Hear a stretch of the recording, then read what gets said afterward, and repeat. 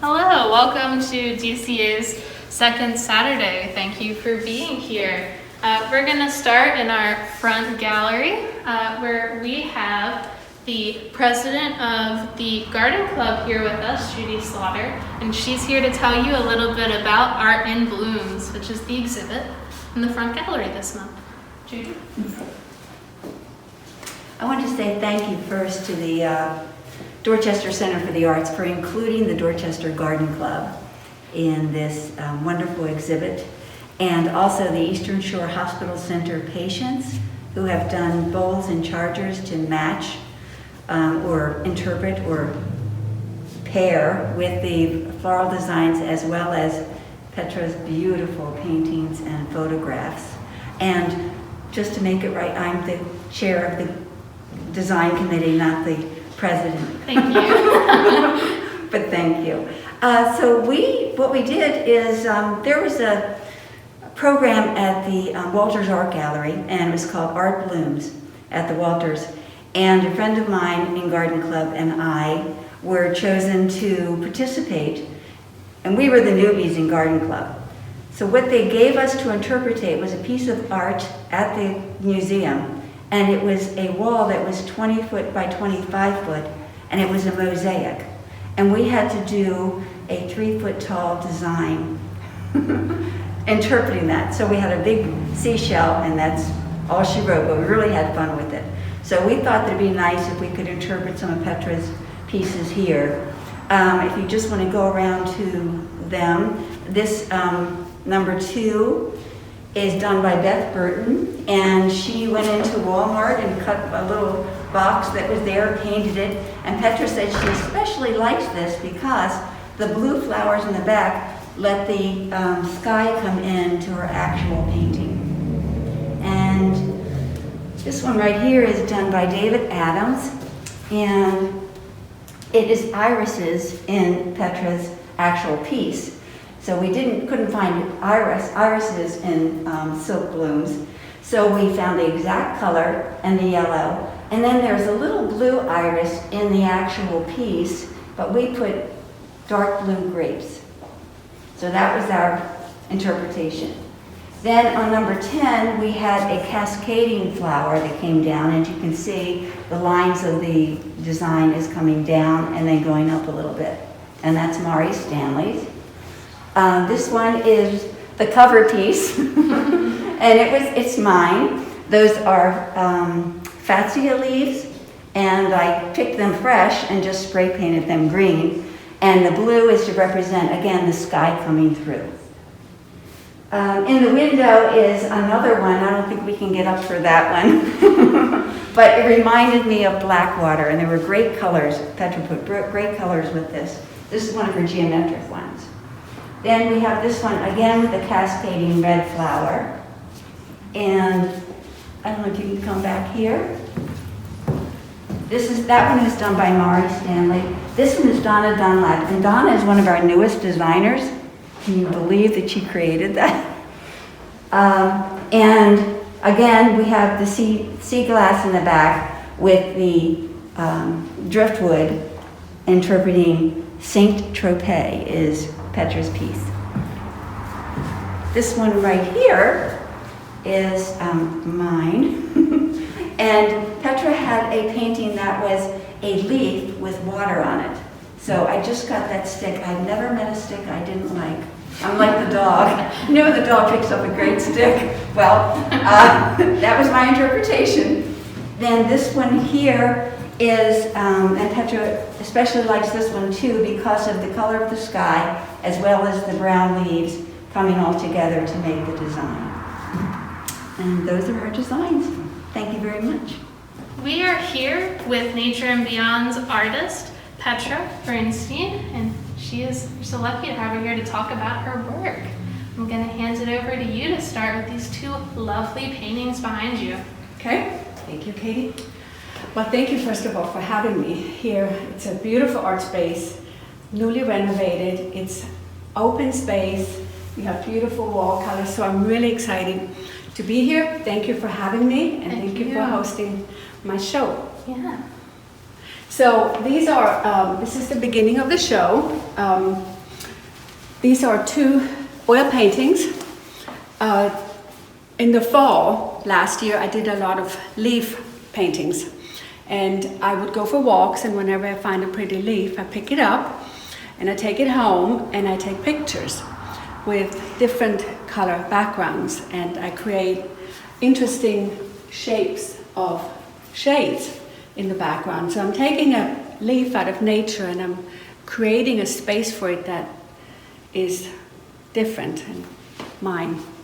So this is called Scarlet Heart and Lonesome. And in fact, they sold today, so that's always exciting. Wonderful. Well, let's continue down through here. I'm going to bring to your attention the Cinderella. Can you talk a little bit about the process between this one? It's definitely different than the first 2. Yes, definitely. Yes, so I'm showing a variety of things. I'm showing oil paintings and photographs. And the photographs I'm showing are double exposure photographs. In this case, it's 2 of the same hibiscus. It's a hibiscus in my yard, and I take the picture, and then I take a second picture slightly moved from the first flower. And what I love is it creates an effect of a veil, like a see-through, kind of a magical effect. And I do that also sometimes with painting and photography, which I have another piece in the show as well. This one's called Cinderella because it reminds me of a little tutu, like a dancer or a gown. The lightness of it is what fascinates me. Wonderful. And now is this 2 different images that are layered, or is it one kind of long image? So it's the same image layered. The second one goes over the first one. So I take the first one first, I crop it the way I like it, and then I move, with the second shot, I move the camera to a place where it looks interesting, where I'm creating kind of a new flower or a new type of reality. Wonderful, thank you. Right, as we continue down the hallway, we have selections flanking both sides.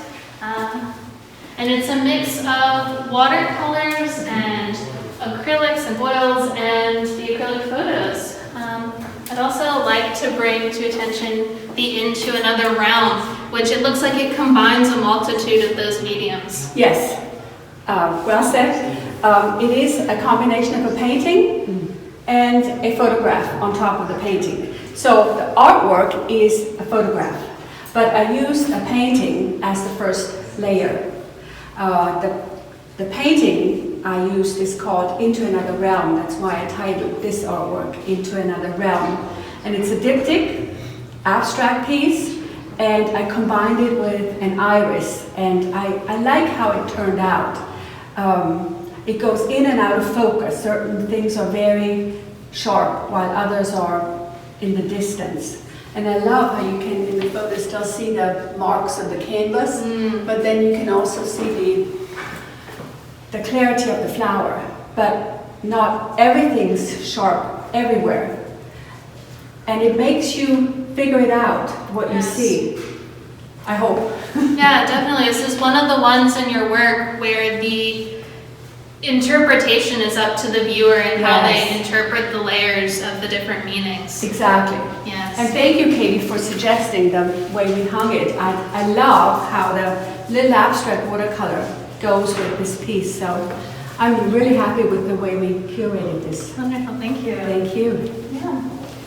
And as we continue through the gallery, we have some realism paintings of some trees, so like realistic abstract, and more abstract pieces. This is my little forest tree corner. I live in the woods and I go for a lot of... Oh, the mic, thank you. So I live in the woods and I go for a lot of walks, and what fascinates me about that is the repetitive rhythm of the forest. That's what I try to do in the two pastels. And this is a beech forest, a beech tree in Germany, where I'm from. There's a very old forest with hundreds of years old beech trees. And this is one of those scenes where you're kind of looking up and you see the tallness of it, and I call it growing old because they are old, and it kind of symbolizes a person growing old. Yes. So I love this little corner with the trees and the forest. Wonderful. And as we travel down the hallway,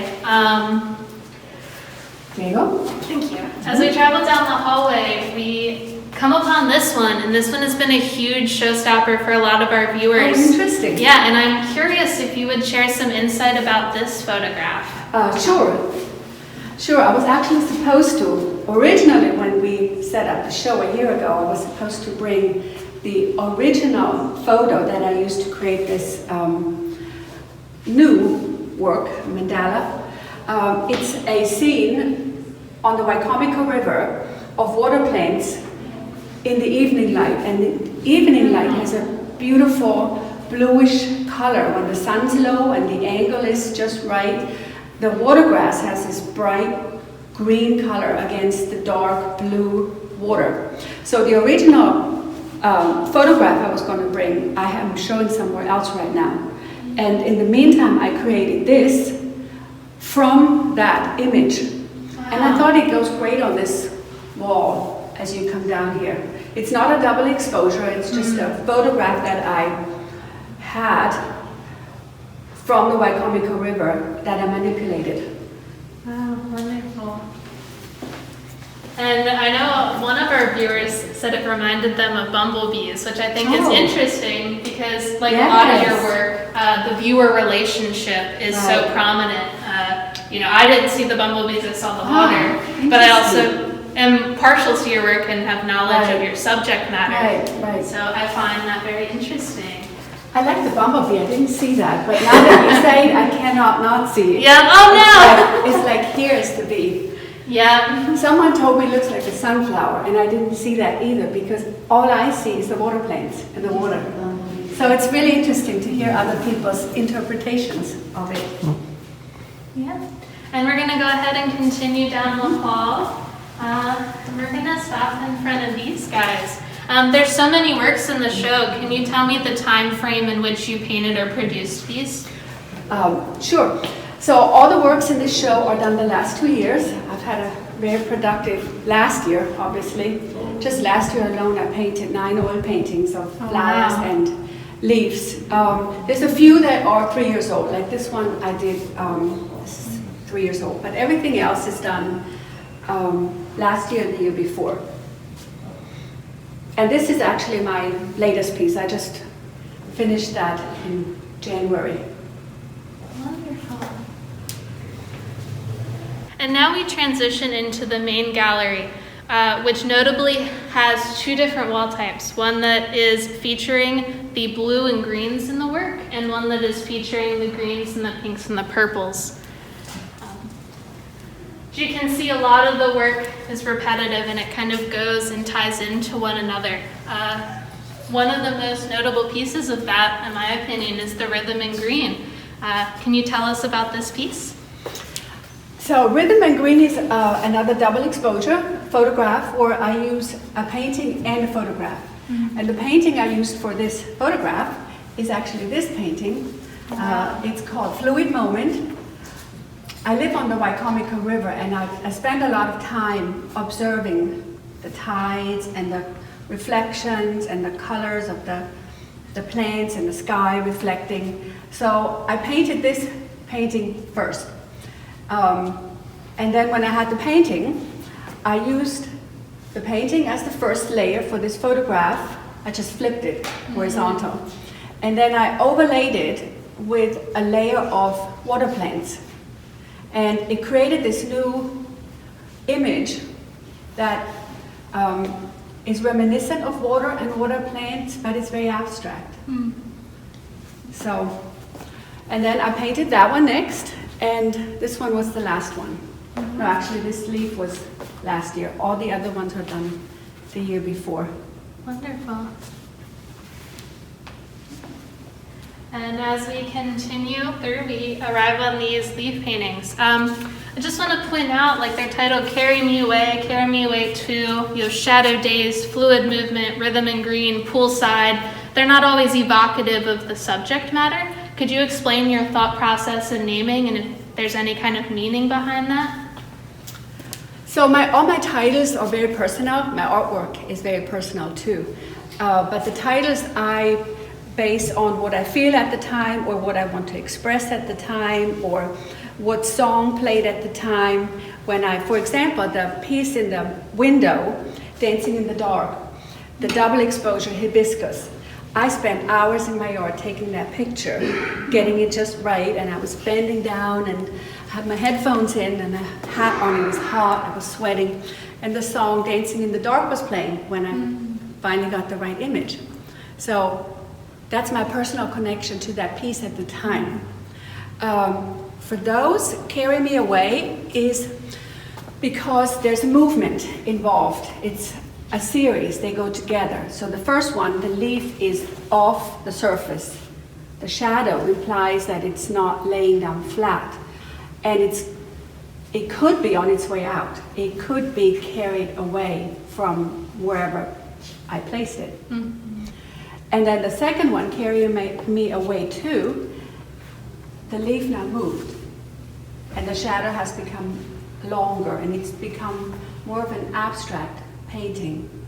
And I want to paint a third one, Carry Me Away 3, where the leaf is totally out of the picture plane, and all you see is these colors. You can still identify it as part of this series, but there's no more green, just more thick, bold brush strokes of magenta and pink. And this one's called Resilience, just because the azalea is a very resilient plant. Yes, it is. And after the winter, when the azaleas come out, you feel so fresh. You feel like this is spring. You feel like you're blooming like a flower. And I painted this when COVID started happening. And I saw a parallel between nature being so resilient, and we had to be resilient during that time to get through this time. And here we are a year later. Yeah, here we are. On our way out, hopefully. Yeah. Thank you. And then we continue through the show, and we end on this wonderful piece, Watching from Above. I really would like to encourage you all to stop in. These are pieces that are much more appreciated in person than opposed through video. You see a lot of the fine detail and use of color. We are open Thursday through Saturday. On Thursday, we are open from noon to 6 p.m. and Friday and Saturday from 11 to 5 p.m. We hope to see you there.